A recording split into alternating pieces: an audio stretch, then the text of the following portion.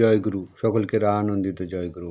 পরম দয়াল শ্রী শ্রী ঠাকুরের রাতুল চরণে প্রত্যেকের মঙ্গল কামনা করে আজকের আলোচনা শুরু করছি। আজকের আলোচনার বিষয় অদৃষ্ট। একবার সুধীরদা পরম দয়াল শ্রী শ্রী ঠাকুরকে অদৃষ্ট কি এ বিষয়ে জানতে চেয়েছিলেন। পরম দয়াল শ্রী শ্রী ঠাকুর তাকে জানিয়েছিলেন, তোমার কর্মফল যা তোমার দৃষ্টির বাইরে তোমার জন্য অপেক্ষা করছে তাই তোমার অদৃষ্ট।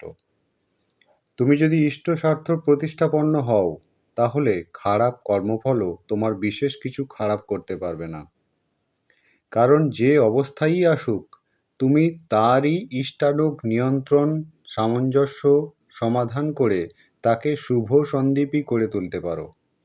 আবার সুখ শান্তি পেলে তাতেও তুমি বদ্ধ হয়ে পড়ো না, কারণ সব অবস্থায় তোমার একমাত্র উদ্দেশ্য হচ্ছে ইষ্টের ইচ্ছা পূরণ করে চলা।